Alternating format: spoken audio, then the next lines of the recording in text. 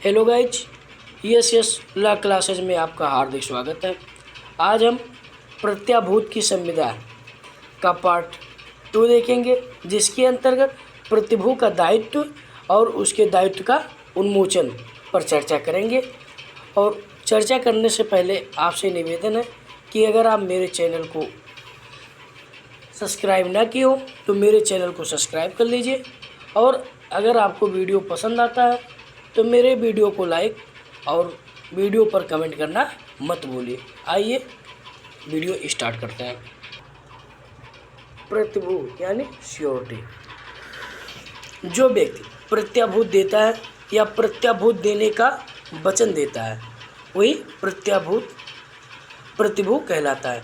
यानी जो व्यक्ति गारंटी देता है या गारंटी की भरपाई करने का वचन देता है वही क्या कहलाता है? प्रतिभू कहलाता है।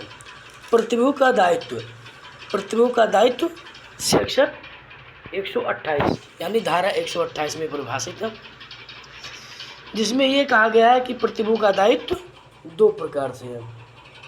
पहला, मूल ऋणी के दायित्व के समविस्तृण यानी मूल ऋणी के दायित्व के समान है, अर्थात जहाँ मूल ऋणी का दायित्व समाप्त हो जाता है वहीं प्रतिभू का दायित्व भी समाप्त हो जाता है। दूसरा, अनुबंध द्वारा अपने दायित्व को सीमित करना यानी संपूर्ण दायित्व की गारंटी देते हुए भी एक निश्चित राशि तक दायित्व ग्रहण करना। यानी वो मतलब सारी राशि की गारंटी तो देता है, लेकिन अगर वो निश्चय किया है कि हम इसे यहीं तक भरपाई करेंगे, यानी वो गारंटी दिया है कि हम एक निश्चित सीमा तक ही गारंटी की भरपाई, मतलब जो क्षति हुई हो उसकी भरपाई करेंगे, तो वहीं तक वो सीमित रहता है, मतलब पूरा भरने के लिए बाध्य नहीं किया जा सकता। दूसरा, संपूर्ण ऋण के किसी भी भाषा के लिए दायित्व का ग्रहण करना, यानी वो दायित्व किसी भी भाषा में ग्रहण कर सकता है।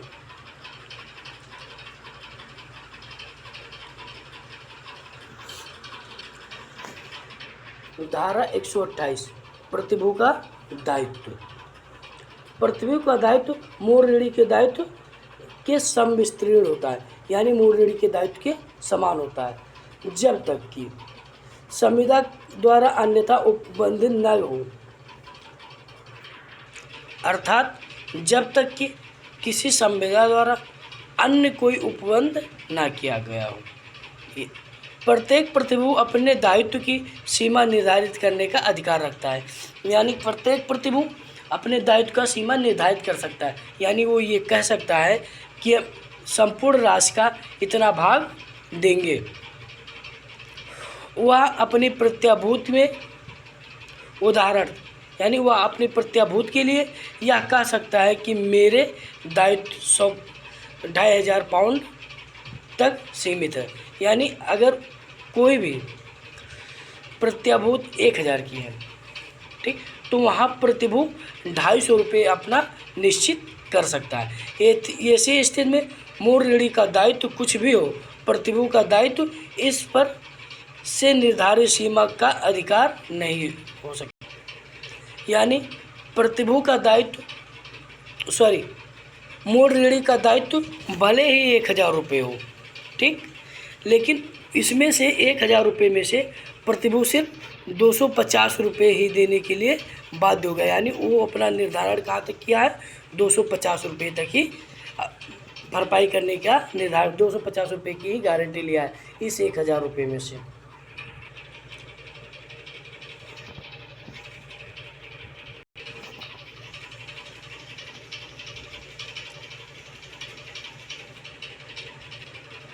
मूल ऋणी के दायित्व के समविस्तृण है, यानी प्रतिभू का दायित्व जो है मूल ऋणी के दायित्व के समान है। यदि मूल ऋणी का दायित्व कम या समाप्त हो जाता है तो प्रतिभू का दायित्व भी कम या समाप्त हो जाता है।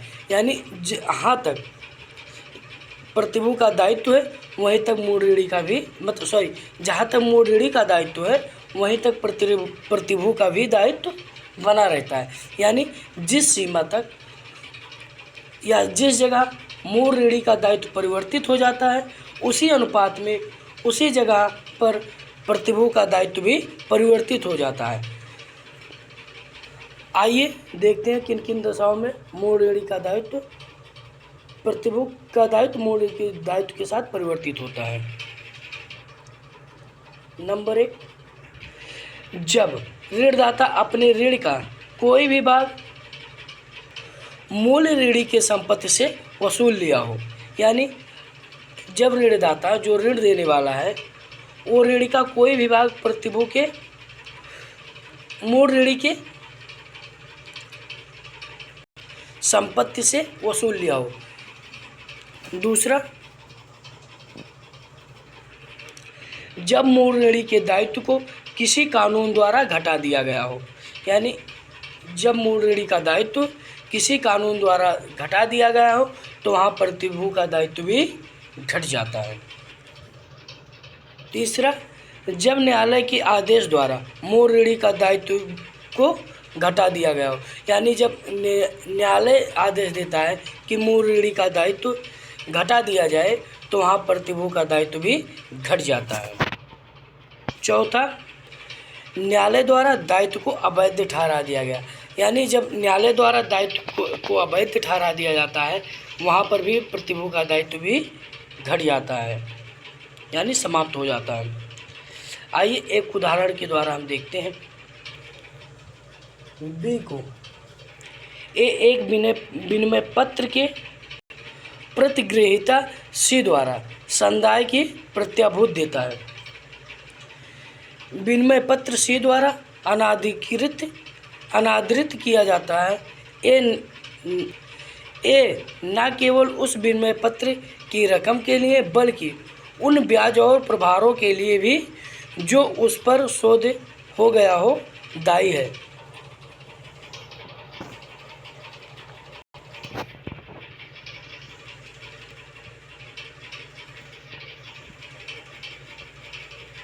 इसके संबंध में एक केस है जो केस है नारायण सिंह वर्सेस चित्तर सिंह।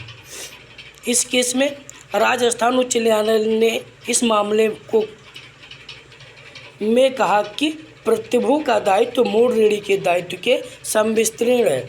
यानी राजस्थान उच्च न्यायालय ने इस मामले में यह कहा कि मूल ऋणी का प्रतिभूक का दायित्व मूल ऋणी के दायित्व के संविस्तृण है। यदि मूल ऋणी के दायित्व को संशोधित कर दिया जाए अथवा आंशिक या पूर्ण रूप से समाप्त कर दिया जाए तो प्रतिभूक का दायित्व भी उसी अनुपात में कम अथवा समाप्त हो जाता है। यानी राजस्थान उच्च न्यायालय ने कहा कि जहां मूल ऋणी का दायित्व कम या समाप्त कर दिया जाता है उसी अनुपात में प्रतिभूक का दायित्व भी कम या समाप्त कर दिया जाता है। नेक्स्ट देखते हैं, मूल ऋणी का दायित्व समाप्त हो जाने पर कब प्रतिभूक का दायित्व बना रहता है। यानी कब मूल ऋणी का दायित्व समाप्त हो जाता है फिर भी प्रतिभूक का दायित्व अपने ही स्थान पर बना रहता है। तो निम्नलिखित दशाओं में प्रतिभूक का दायित्व समाप्त हो जाने पर मूल ऋणी का दायित्व अपने स्थान पर बना रहता है। जैसे संविदा करने के लिए अयोग्य हो अथवा अवयस्क हो। यानी जब मूल ऋणी संविदा करने के लिए अयोग्य या अवयस्क हो तब मूल ऋणी का दायित्व समाप्त हो जाता है और प्रतिभूक का दायित्व अपने स्थान पर बना रहता है। नंबर 2, दिवालिया घोषित हो। यानी मूल ऋणी दिवालिया हो। नंबर 3, मूल ऋणी का ऋण वर्जित ऋण हो गया हो। नंबर 4, कार्य या ऋण अधिकारों के बाहर हो। यानी कार्य या ऋण अधिकारों के बाहर हो।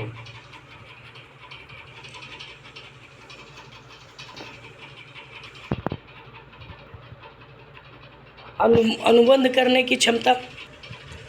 समानता। अनुबंध के सभी पक्षकारों में अनुबंध करने की क्षमता का होना अनिवार्य होता है। यानी अनुबंध के सभी पक्षकारों में अनुबंध की क्षमता का होना अनिवार्य होता है। अनुबंध मतलब कैपेसिटी होता है, ये आप ध्यान दीजिएगा।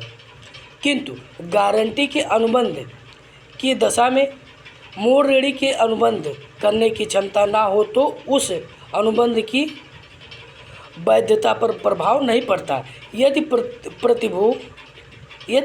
प्रतिभूत इस बात की जानकारी गारंटी देने से पूर्व ही दे दी गई हो।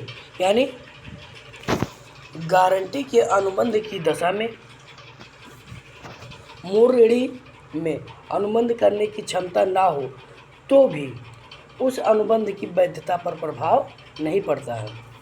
यदि प्रतिभूत इस बात की जानकारी गारंटी देने से पूर्व ही दे दी हो। इस संबंध में एक महत्वपूर्ण केस है जो है कासबा बनाम श्रीपाल। इस केस की चर्चा हम अन्य वीडियो में करेंगे।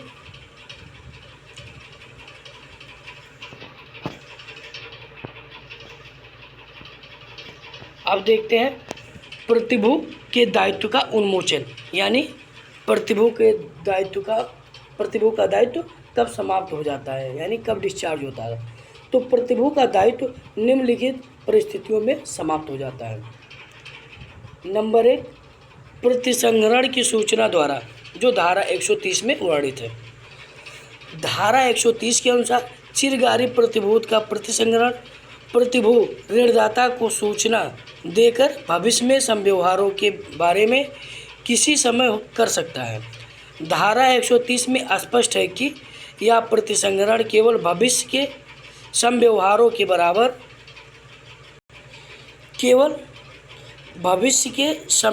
के बारे में प्रभावी होगा। प्रतिभू भूतकाल के किए गए संव्यवहारों के लिए जिम्मेदार नहीं होगा, यानी जो भूतकाल में जो कार्य किए गए उसके लिए प्रतिभू जिम्मेदार नहीं होगा। उदाहरण के लिए खा को का 1000 रुपये तक की यह प्रतिभूत देता है कि गा उन सब विनिमय पत्रों का जो खा उसके नाम लिखेगा संदाय करेगा। गा के नाम खा विनिमय पत्र लिखित है। गा उस विनिमय पत्र को स्वीकृत करता है। का प्रतिसंहरण को सूचना देता है। गा उस विनिमय पत्रों को उसके परिपक्व होने पर अनादृत कर देता है। गा अपनी प्रतिभूति के अनुसार दायी है।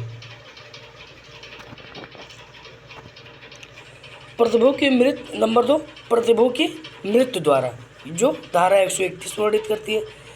चलत प्रतिभूत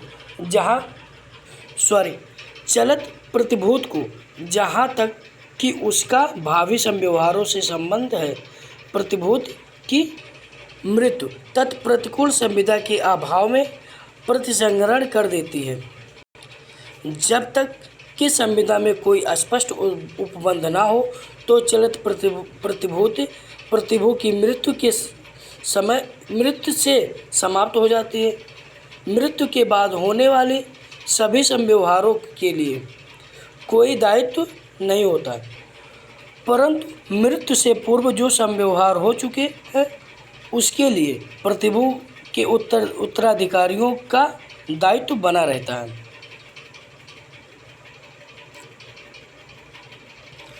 नंबर 3, परिवर्तन या संव्यवहार द्वारा प्रतिभू का दायित्व समाप्त होता है। जैसे जो भी फेरफार मूल ऋणी और लेनदार के बीच की संविदा के निबंधनों में प्रतिभू की सम्मति के बिना किया जाए, वह उस फेरफार के पश्चातवर्ती संव्यवहारों के बारे में प्रतिभू का उन्मोचन कर देता है।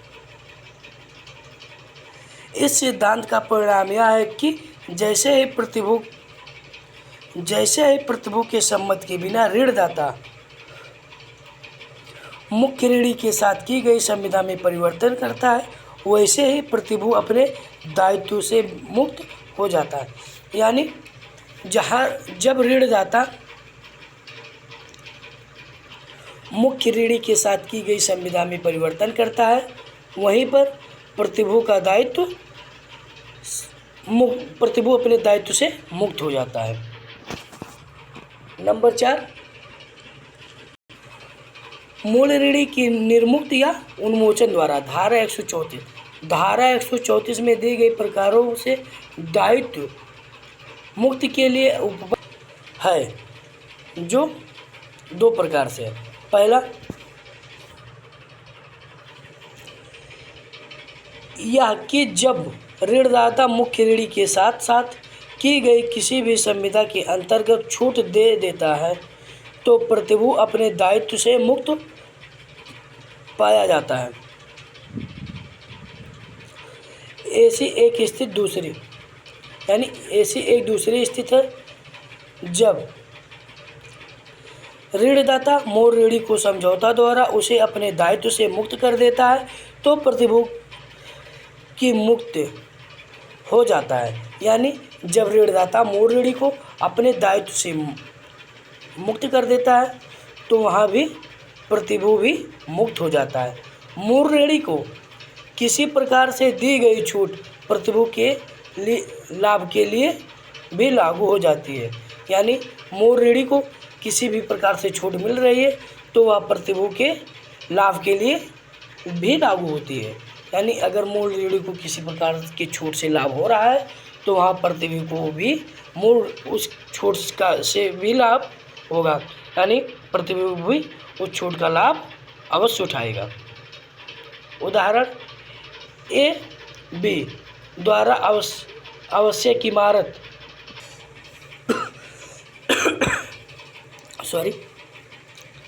ए बी द्वारा आवश्यक इमारती लकड़ी दिए जाने पर नियत किए गए समय के भीतर बी के लिए नियत कीमत पर एक गृह बनाने की संविदा बी से करता है।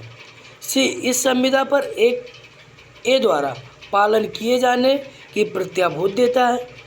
बी इमारती लकड़ी देने के लिए लोभ यानी चूक करता है। सी अपनी प्रत्याभूति से मुक्त हो जाता है। नंबर 5, जब प्रतिभूति अपने दायित्व से मुक्त होता है। प्रासमक समय बढ़ाने तथा वाद न लाने का वचन।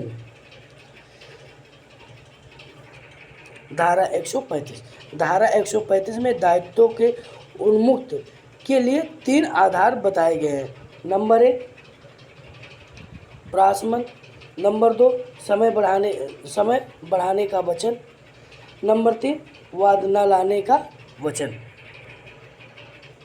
नंबर 1 प्रासमन, यानी प्रासमन क्या होता है? जब लेनदार प्रतिभूति से पूछे बिना मूल ऋणी के दायित्व का प्रासमन यानी कंपोजिशन कर देता है तो प्रतिभूति मुक्त हो जाता है। यानी लेनदार जो है, क्रेडिटर जो है, प्रतिभूति को यानी प्रतिभूति से पूछे बिना मूल ऋणी को उसके दायित्व से अपने दायित्व से मुक्त कर देता है या प्राशमन कर देता है, कंपोजिशन कर देता है तो प्रतिभूति अपने दायित्व से मुक्त हो जाता है। समझौता से संविदा की शर्तें में परिवर्तन आ जाता है। यदि प्रतिभूति इसके लिए सहमत ना हो तो उसे आबाध्य नहीं किया जा सकता।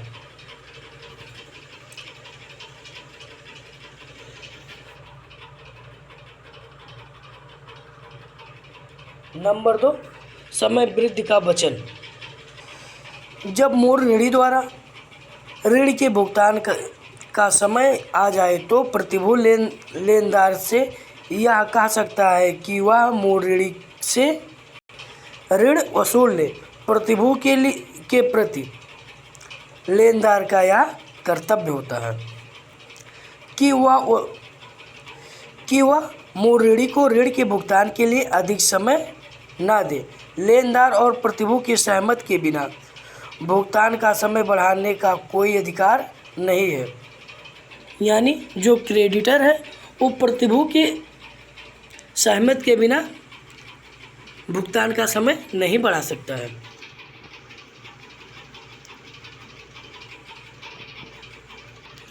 चाहे वह प्रतिभूति के हित में ही क्यों ना करे। और लेनदार प्रतिभूति के विरुद्ध अपने अधिकारों को खो देता है। इस दशा में जो लेनदार है वह प्रतिभूति के विरुद्ध अपने अधिकारों को खो देता है। नंबर 3 वाद न लाने का वचन। जब लेनदार मूल ऋणी के साथ यह संविदा करता है कि मूल ऋणी पर मुकदमा नहीं चलाएगा तो प्रतिभूति का दायित्व भी समाप्त हो जाता है।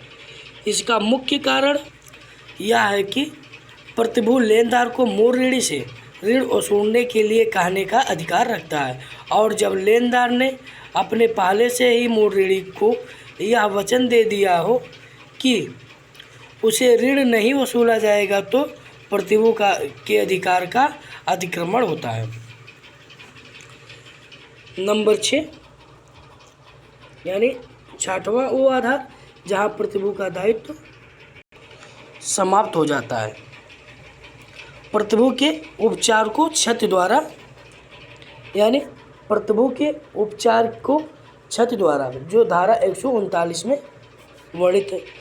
जब लेनदार प्रतिभू के अधिकारों की सुरक्षा के लिए ऐसा कोई कार्य नहीं करता है जिसके कारण या जिसको करना प्रतिभू के प्रति उसका कर्तव्य है और इस कारण प्रतिभू को मूल ऋणी के विरुद्ध प्राप्त उपचार को क्षति पहुंचती है तो क्षति की सीमा तक प्रतिभू का दायित्व कम हो जाएगा। लेनदार को भुगतान करने के बाद प्रतिभू को मूल ऋणी से क्षतिपूर्ति प्राप्त करने का अधिकार मिलता है। जब लेनदार का कार्यलोप प्रतिभू के इस आधार को मिटा देता है तो इसके साथ ही प्रतिभू का दायित्व समाप्त हो जाता है। जैसे सी को बी के पास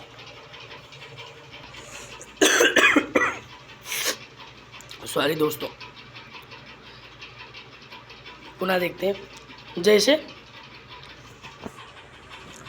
सी को बी के पास प्रशिक्षण के रूप में ए रखता है और बी को सी की विश्वसनीयता की प्रत्याभूत देता है। बी अपनी ओर से वचन देता है कि वह प्रतिमाह कम से कम एक बार देख लेगा कि सी ने रोकड़ा का मिलान कर लिया है।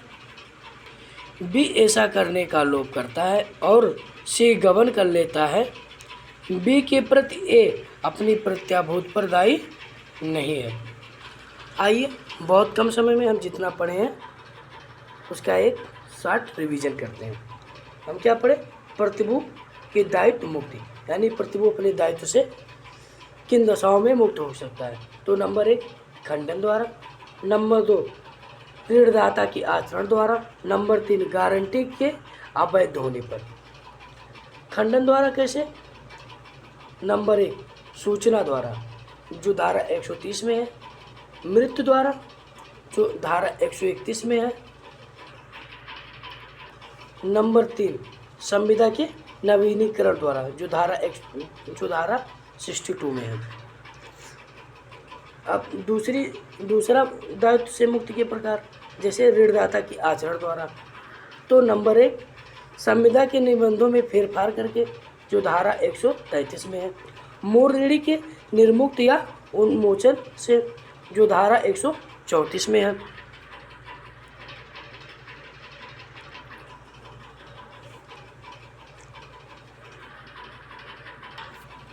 नंबर 3 लेनदार के द्वारा मूल ऋणी के साथ प्रशमन करने से जो धारा 135 में है। नंबर 4 लेनदार के ऐसे कार्य या लोभ से जिसे प्रतिभू के परिणाम का उपचार का हास है जो धारा 139 में है।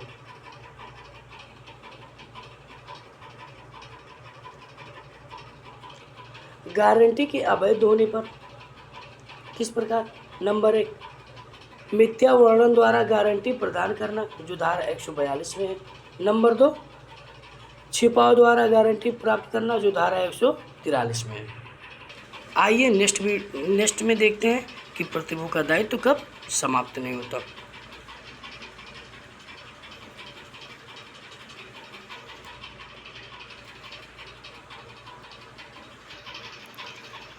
निम्नलिखित दशाओं में प्रतिभू का दायित्व उन्मोचित नहीं होता है यानी डिस्चार्ज नहीं होता है। जो सेक्शन 163 सेक्शन 136 सेक्शन 137 सेक्शन 138। तो सेक्शन 36 के द्वारा जब कि मूल ऋणी को समय देने का करार पर व्यक्ति यानी दूसरे व्यक्ति द्वारा किया जाता है तब प्रतिभू उन्मोचित नहीं होता है। जहां मूल ऋणी को समय देने की संविदा किसी पर व्यक्ति से ना कि मूल ऋणी से की जाती हो वहां प्रतिभू उन्मोचित नहीं होता है।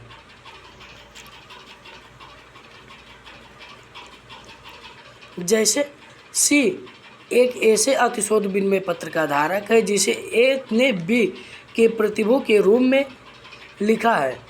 लिखा और बी को ने प्रतिगृहिता किया है। बी को समय देने की संविदा डी से सी करता है, ए उन्मोचित नहीं होगा। धारा 137 के अनुसार लेनदार पर वाद लाने से प्रवृत्त रहना प्रतिभू को उन्मोचित नहीं करता।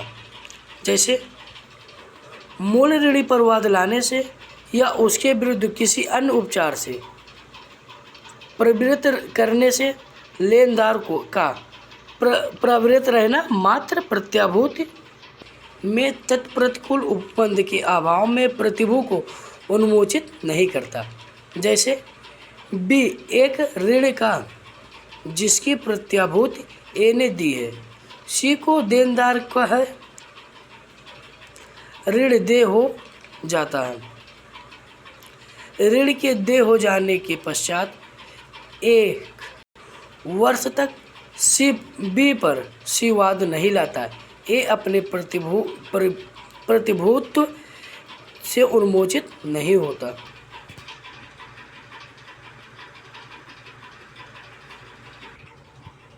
धारा 138 एक साप्रतिभू की निर्मुक्ति अन्यों को उन्मोचित नहीं करती।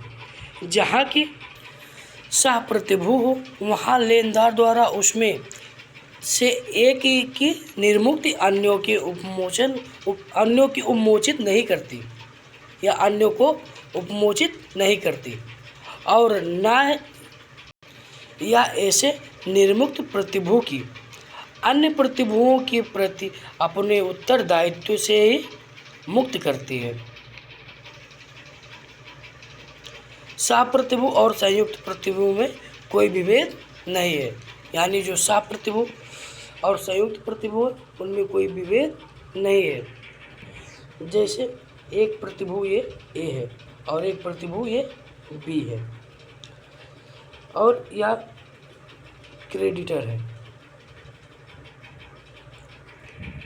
यानी लेनदार, और ये जो क्रेडिटर है सी ये बी से कहता है